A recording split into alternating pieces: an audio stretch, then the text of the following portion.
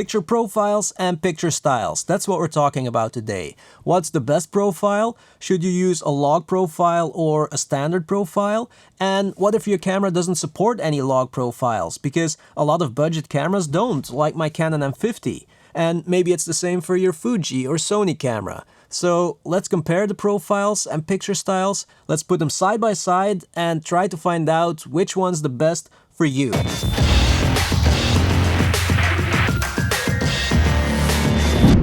Okay, so I don't think there's a right or wrong answer here. What profile you should use depends on a lot of different factors, but you know, here's what I would do. If your camera supports log profiles like S-Log, C-Log, whatever, then, you know, I would definitely say learn how to use log and how to expose it, how to grade it. It'll give you the most control over what your image will look like. It'll usually also give you the most dynamic range and a wide tonal and color range. So if you're serious about filmmaking and your camera supports it, learn how to shoot in log. My favorite profile at the moment on my Sony a7S III is S-Log3 in combination with S-Gamma3.Cine. That's what I shoot most of my videos in. But sometimes, when I'm shooting in low light for example, I switch to S-Log2, and I'm also using Cinetone more and more. And that's the thing, just because your camera supports log doesn't mean that you shouldn't use any of the other profiles or picture styles, because log also has disadvantages. Some log profiles require you to expose differently, so that means that you first have to learn how to use that log profile. And then, depending on what you want the footage to look like, you'll also have to grade it, and that's an extra step in your workflow. And of course, you can speed up your workflow by using LUTs, but if you're just gonna slap on a LUT, then why not use one of the standard profiles? And then the main disadvantage of log is that, well, some cameras don't support log profiles, so you'll have to go for one of the standard picture styles. But what's the best one then? Most cameras have a bunch of different options. On my M50, there's standard, neutral, landscape, portraits, and so on. But does it really matter which one you use? You know what? I'll put on some funky music and I'm gonna show you the same shots of myself in all the different picture styles on my Canon M50. Pay attention, take notes, there might be a test afterwards.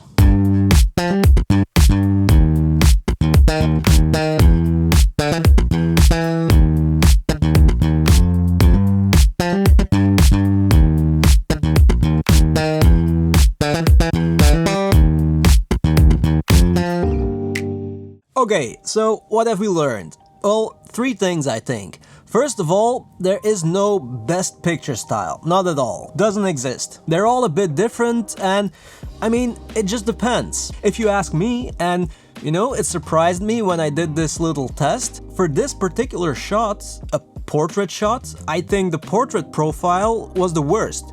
It's just way too harsh and it seems like it crushes the skin tones. Weird, right? Maybe if you're shooting photos, it'll be better, but I don't know, I haven't tested that yet. And I would even go as far as to say that the landscape profile looks better for this portrait shot. Maybe a tad too orange, but I think it looks better than the portrait profile. Or style. But I also like the colors of the fine detail style. So, you know, just like a lot of things in photography and filmmaking, it's super subjective. And the second thing you have to realize is that if you're going to use one of these standard styles, picture profiles, and you're not gonna do any color grading, then you're gonna have to rely on your camera brand's color science, even more. And again, it's subjective, but for example, I always find Canon colors a tad too magenta. That's just me. Some people find Sony a bit too greenish, yellowy. But, you know, I mean, who am I to say what's right and what's wrong? And then the third, and I think the most important thing that I've noticed is sharpness. I think that a lot of these standard picture styles or profiles are too sharp. They have the sharpness setting set way too high by default. Look at the difference here between landscape and neutral. Neutral is maybe a bit too soft, but I find landscape too sharp. and I prefer less sharpness so that I can add sharpening myself. So, if you ask me what the best profile is or the best picture style, I can't answer that for you. I would say pick one that you like and then customize it a little bit. You can adjust sharpness, contrast, saturation, so, make your own profile. There's no best profile. The one that you like, that's the best profile. Do you like muted colors but super sharp? Then maybe you can use the neutral one and bump up the sharpness. But what you can also do is take the best of both worlds, and that's what I usually do whenever I'm shooting with my Canon M50. I use the neutral profile, I turn down saturation and contrast to make it look more like a flat profile, and that allows me to do some very basic color grading really fast. I mean, you can color grade the other profiles too, but there's less wiggle room.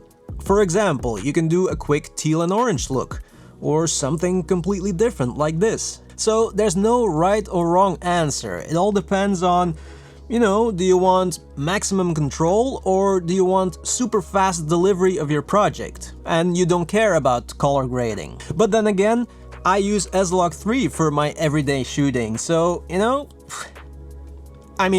also make sure that you try every single profile so that you know what they look like. Because as you just saw, you can't rely on the name of the profile. And maybe a quick word on those custom profiles that you can download like CineStyle and a bunch of other ones. I stopped using those because, I don't know, it was just too difficult to work with. The result was never how I liked it. You can try them, of course, and experiment with them, but just remember that those profiles, those log simulations, are not real log profiles. Okay. Conclusion. If your camera supports log profiles, definitely learn how to use them, how to grade them, how to expose them. It'll make you a better filmmaker, it'll make you understand certain concepts of filmmaking better, but on the other hand, it's definitely not necessary to always shoot in log profiles. Not at all. Some standard profiles look great and they're fast, easy to work with. So if a project, for example, doesn't require maximum dynamic range, then shoot in a standard profile, why not? But it's impossible to say what the best profile is. That's for you to find out. Oi, now I feel like I have to apologize for not giving a proper answer to the question. Damn. Well, I hope it helped anyway. Don't overthink it too much. Thank you so much for watching, guys, and see you in the next one.